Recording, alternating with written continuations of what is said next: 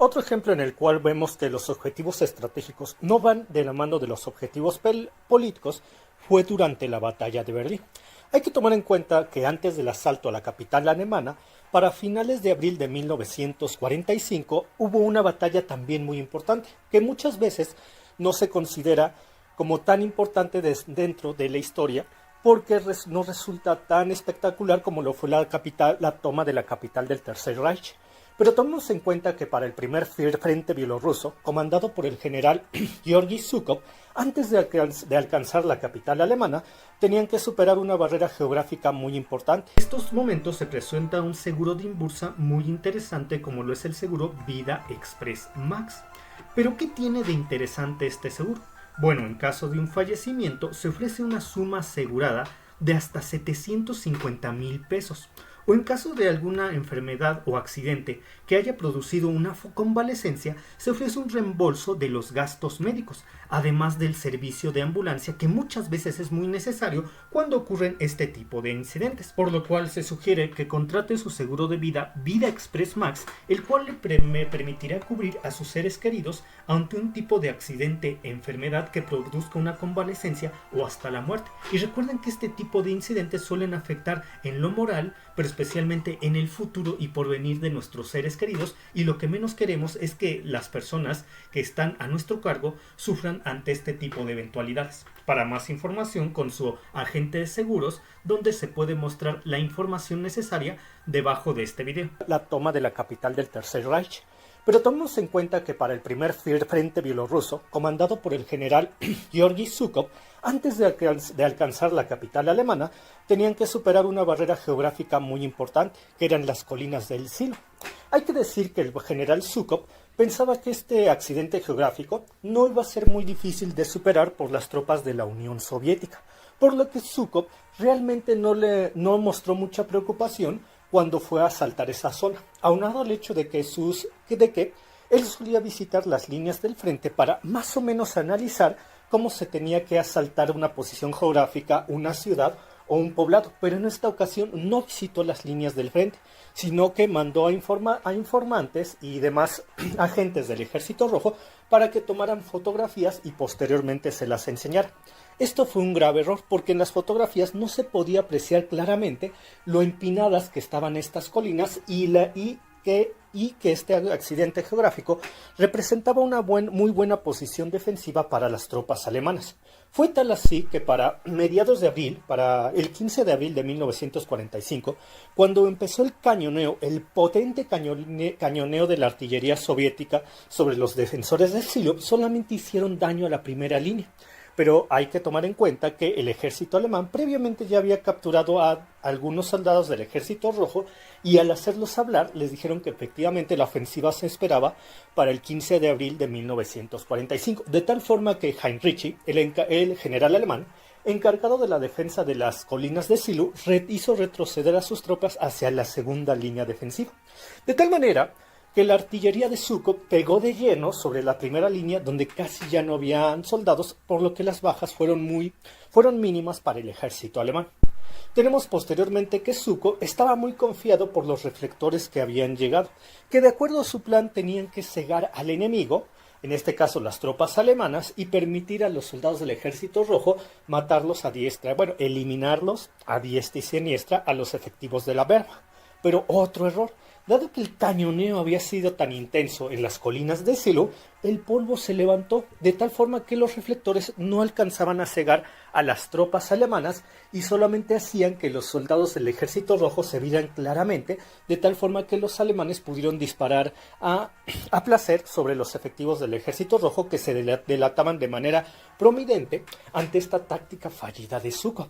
Fue aquí cuando el gran mariscal de campo del ejército rojo se empezó a desesperar. Y luego vino la llamada de Stalin, que ya se mostraba impaciente.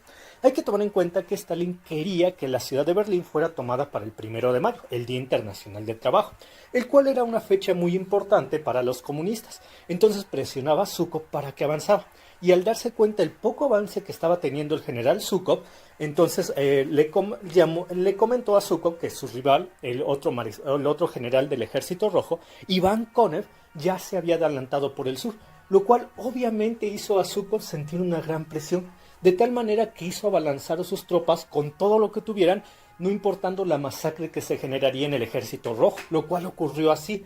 Fue una brutal masacre. Los alemanes despedazaron a grandes formaciones del ejército rojo en las colinas de Silo antes de que las tropas de la Unión Soviética pudieran tomar esta posición. Alrededor de 2 días de intensas batallas y el ejército rojo aún no los había tomado. Aquí nos podemos dar cuenta cómo los objetivos políticos de Stalin, desde el punto de vista estratégico, le hicieron perder muchas tropas al ejército rojo, hicieron que el general Zhúkov se desesperara y tuviera que mandar al matadero a varias de sus unidades, lo cual muchos dicen que el fin justifica los medios, pero ¿a qué costo? El costo de un gran número de vidas de los soldados de la URSS, pero tomen en cuenta que a Joseph Stalin realmente no le importaba mucho y lo importante era cumplir con los objetivos políticos, por cruel que pudiera parecer, por lo inhumano que pudiera parecer. Entonces se presionó altamente al general Zhúkov para que tomara estas colinas, las cuales finalmente logró superar, de tal forma que para el 20 de abril ya habían llegado a las afueras de la ciudad de Berlín, el primer frente bielorruso al mando precisamente de este general Zhúkov, aunque ya el general Iván Konev se había adelantado desde el sur. Luego tenemos que en la batalla de Berlín también fue una carnicería para el ejército rojo que tenía que avanzar de manera muy rápida sobre cada una de las calles, cada una de las avenidas, cada uno de los edificios de la ciudad, de esta ciudad muy importante en el centro de Europa. De hecho, había una frase que decía que si se dominaba Berlín, se dominaba Alemania, y si se dominaba Alemania, se dominaría Europa. Por eso era de vital importancia para Stalin tomar esta capital europea, no importando el número de bajas que produjera en el propio ejército rojo. Generalmente, cuando una ciudad estaba sitiada, se les cortaban las comunicaciones, se les cortaba el flujo de alimentos, se les cortaba el flujo de armamento, y para que la ciudad posteriormente, después de un periodo de que será algunas semanas, algunos meses, finalmente se rindiera. Sin embargo, Stalin seguía enfocado en los objetivos políticos. La ciudad debía tomarse a cualquier costa para antes del 1 de mayo, debido a lo que ya he mencionado, que esta fecha era muy importante para los comunistas, no importando lo que costara, lo que obviamente resultó en una gran sangría para los efectivos del ejército rojo. No quedaba más, tenía que tomarse.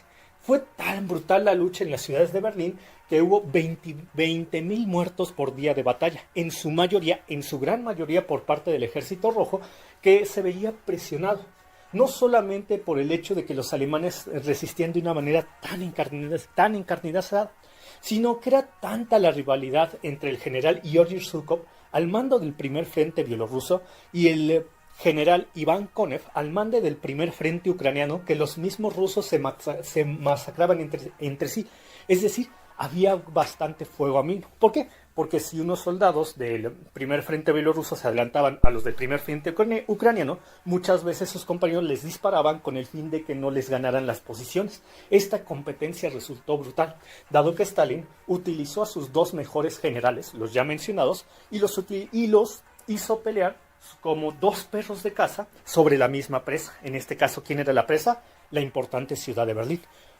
Fueron tantas las batallas que desde el 20 de abril hasta el 30 de abril que ya el ejército rojo había perdido un gran número, cientos de miles de soldados, varios cientos de oficiales, de tal forma que sí, el objetivo al final se logró, y para el 30 de abril se pudo divisar el Reichstag. Hay que tomar en cuenta que el Reichstag era el símbolo de la capital berlinesa desde el punto de vista de Joseph Stalin. Este edificio costó mucho trabajo tomar, hubo una gran lucha por ello.